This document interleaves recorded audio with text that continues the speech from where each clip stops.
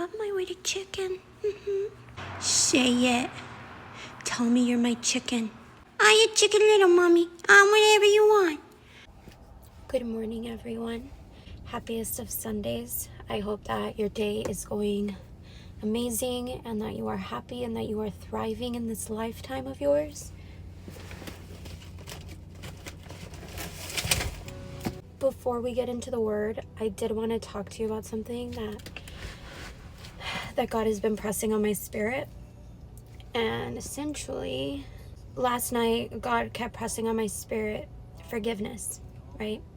He told me that our capacity to forgive another individual that has done us great harm is directly linked to the capacity that He is able to forgive us for all that we've done, right?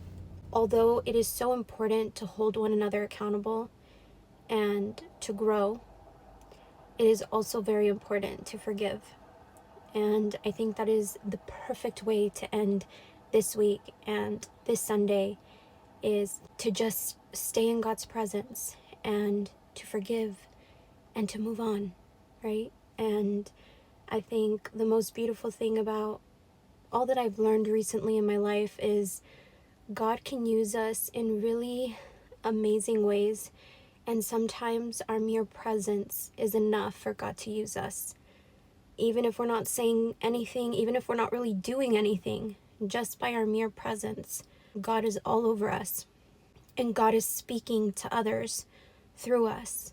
Just don't ever think that if your season of life is a bit comfortable, like with God, comfortability only lasts for a very small amount of time, because God is always calling us to grow. So, yeah. Oh my gosh, I've never seen that before. God is just so sweet right here. There's a daycare nearby and it's called Baby Smile. Like, God's like, baby, smile. You're fine. And we are fine, right? There's no need to hold on to resentment, to bitterness, to anger towards anyone in this lifetime. There is a song that I want to share with you, actually, right after this, and then we'll get into the word and then we'll head out. God is so good and He is so faithful. And if we are truly seeking God's forgiveness, it is so crucial to forgive those around us, no matter what they've done. And I'm not excusing the behavior. I'm not excusing what an individual might have done to hurt you. But God is a just God. He is a righteous God. And what He asks of His children is to stay in love, to stay in His love and His abundance. And He takes care of the rest. Even when it doesn't seem like it, God is always taking care of everything in our lives, especially if we are fully surrendered to Him. So now I'm going to share the song with you. I used to listen to it all the time, like 3 years ago. This is it. When I look into the face of my enemy, I see my brother. I see my brother. When I look into the face of my enemy, I see my brother. I see my brother. Okay, now we are going to get into the next chapter of Job. So let's go ahead and do that. So this is Job's response to his friend.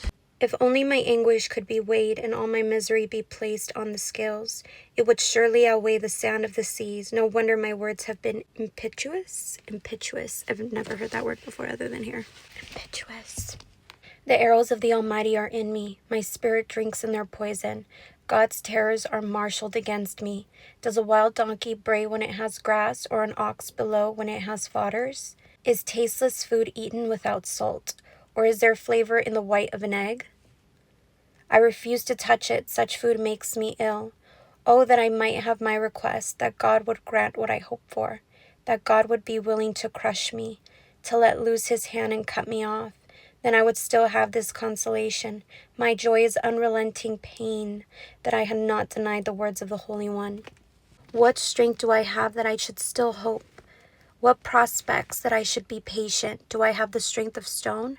Is my flesh bronze? Do I have any power to help myself? Now that success has been driven from me, a despairing man should have the devotion of his friends. even though he forsakes the fear of the Almighty. But my brothers are as undependable as intermittent streams, as the streams that overflow when darkened by thawing ice and swollen with melting snow. Do you see how poetic he is? He's so hardcore. Okay, verse 17. But that cease to flow in the dry season, and in the heat vanish from their channels.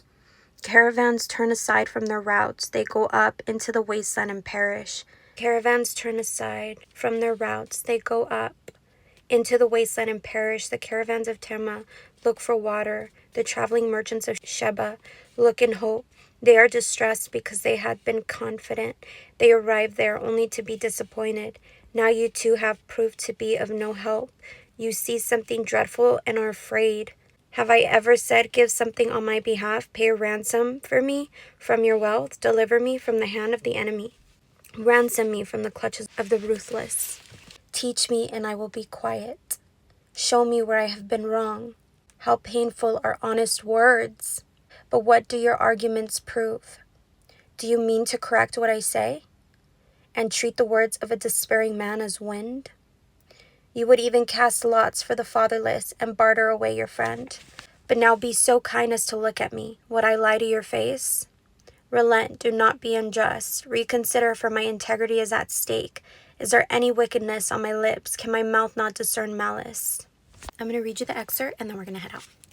What not to say to a hurting person. Job's friends only made it worse. In chapter 6, verse 21, it says, now you too have proved to be of no help. You are sitting in a hospital room where the faint smell of antiseptic lingers and the sound of lowered voices rustles all around you. The medical prognosis of your friend is bleak.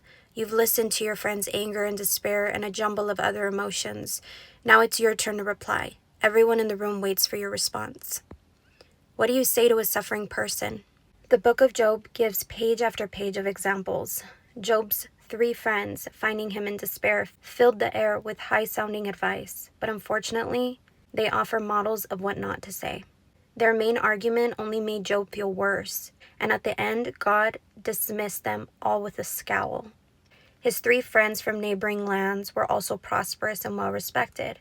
When they first saw Job, they wept aloud and sat with him on the ground, silent for 7 days and nights, overcome with grief. Eliphaz, who led off, had strong and noble ideas. Bildad was briefer and slightly less sympathetic. Zophar, who did not speak in the 3rd cycle, showed passion and fire. The speeches grew more severe and threatening, and by the time of the concluding speeches, chapters 22 to 25, Job's friends were making direct accusations at him. And this is the last paragraph. A flawed theory about suffering. Job's friends believed in a God of love and fairness. Their argument started from that premise. Surely a just God would not allow an innocent man to suffer so much, they reasoned. Most of their comments boiled down to one simple theory. Job must have committed some great crime for which God was punishing him. All 3 believed that good people prosper and bad people suffer. Therefore, suffering must betray some hidden sin. Although the Bible elsewhere gives examples of suffering that resulted from a person's sin, Job clearly shows that such a theory cannot be applied in every case. It is not for us to try to reason out a specific cause of a person's suffering. God reserves that knowledge for himself. Okay, so, with that being said, I think it's very clear that there's going to be times in life where people are going to lose so much, and it's not our place to say, oh, well, you must have done something to deserve what you are going through. Like, not everyone in this lifetime that loses and that has nothing is because of wrongdoing. Sometimes it truly is just because life will just throw curveballs at us, right? And so as we see Job handling his emotions in a very human way, it's natural, right? Like, we're human. We're going to feel things. We're going to experience things. We're going to encounter things that we could have never imagined encountering, right? But as long as our gaze stays upon God and we don't curse him and we don't stray from him and we maintain our integrity, that is what God sees. And in those behaviors, God can bless. God can bless even the individual that has absolutely nothing. God can bless those individuals in ways that you couldn't even imagine. And so that's why it's always worth taking everything to God, letting God heal you. When this world does what the world does best, keeping our gaze on him. that is what we are called to do every time. With that being said, let's head out. Always only what we need. Won't give up, won't give in. Take everything we have and let the new begin. So easy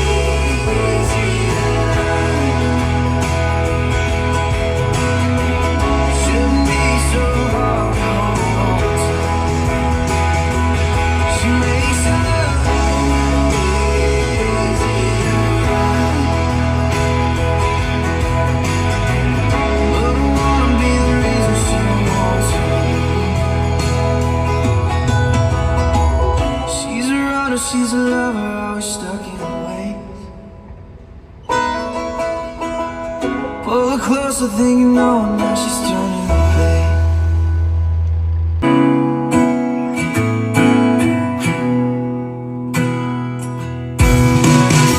She's a runner, she's a lover, always stuck in her ways.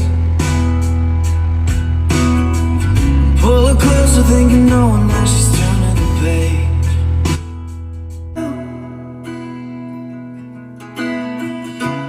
Easy. Feeling all alone, you won't be on your own. I'll stand by you. I'll stand by you. Won't let nobody hurt you. I'll stand by you. Take me into your darkest hour, and I'll never desert you. I'll stand by you.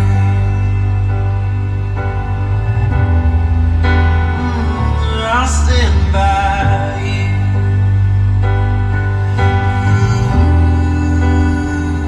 I'll stand by you.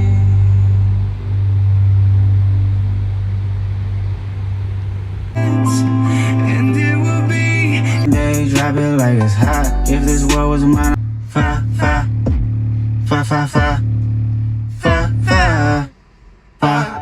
Hey, Roman numeral 7, baby, drop it like it's hot. If this world was mine, I take it dreams and make them multiply. If this world was mine, I take it enemies in front of God. Introduce them to that light. Get them. She a fan, he a flop. They just wanna kumbaya, nah. This world concrete, flowers grow. Heartache, she only do what she know. Weekends, get it poppin' on the low. Better days coming for sure. We got in, When you out, ride it, doors locked. slide. Maybe you was lost, like us. When I'm with you, everything goes. Come and put that on my soul. If it was up to me, I wouldn't give it nobody no sympathy. I'll take away the pain, I'll give you everything. I just want to see you where you want to see. If this world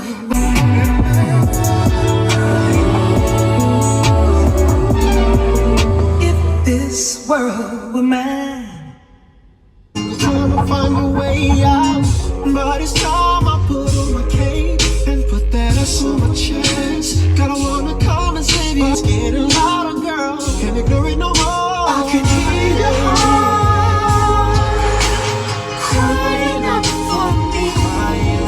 I can hear your heart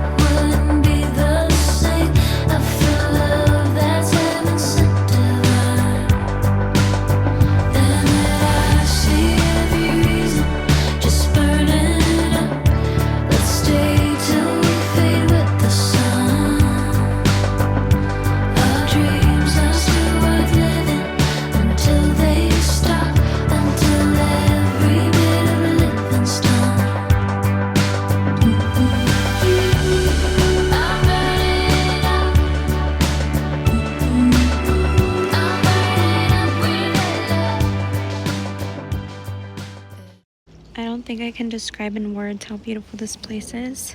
And the flowers are blooming. It's a mansion. God is all around us, guys. He sent me so many signs as I was driving here today. Just so many confirmations and so much beauty. God never stops working. Even when we're resting, He's working. Remember, today we are resting. It is Sunday. So after all this beauty, I'm going to eat something. I don't know what yet. I'm just going to see what calls to me. We're going to spend the rest of the day resting in God's presence. Stay till we fade with the sun. Our dreams are still worth living until they stop, until every bit of living's done. I'm burning up.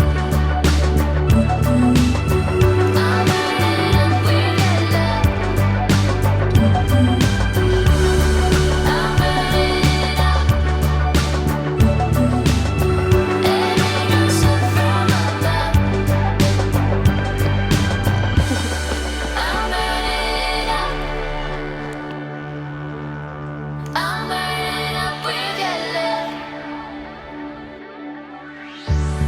I'm burning up.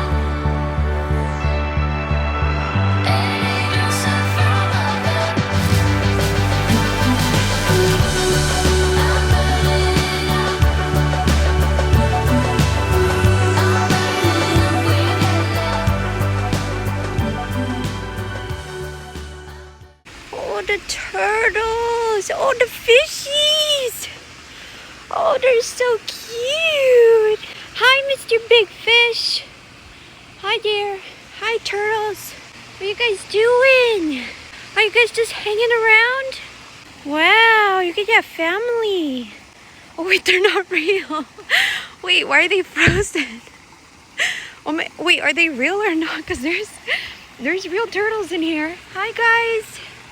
Those are real. Those are real. Oh my goodness. I thought they were real.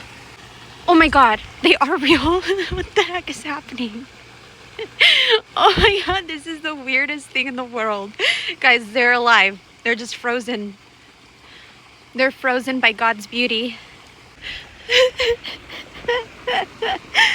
Oh my god. Look at that big boy. He's giganto.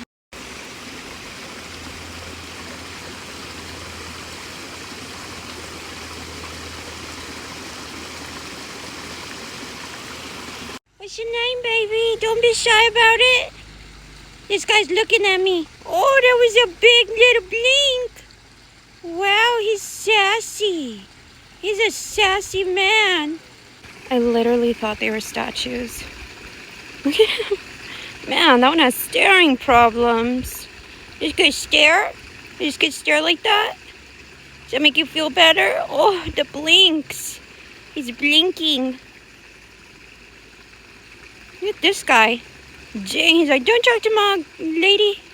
That's my lady. Don't talk to her. Don't even look at her. And he's like, yeah, man. I'll beat you up. I'll defend both of my guys right here. And this guy's like, what's going on? You guys need to calm down. I'm the leader. You guys need to be nice. She's just a lady. She's just a lady that thinks we're cute. You don't have to be mean to her, right? I don't know, man. I don't like her. Yeah, honey, go beat her up. Yeah, I don't know. It's the way she wears her sunglasses or something. Yeah, I'll help you guys. Don't worry, man. No, guys, relax. She's fine. Look, she's nice. She's nice to us. I don't know. Look that way she talks. I don't like the way she's talking to us right now. Yeah, I don't like it either. You know, now that I think of it, I don't either. It's too much. You guys are mean. You guys need to calm down. I'm going to take a nap. Don't bother me. These guys are staring hard. Look it. You guys have never seen such beauty before? He's like, nah, man, my eyes are closed. I don't know what you're talking about. And he's like, yeah, you're beautiful. I like you. Oh, I know, baby. I know.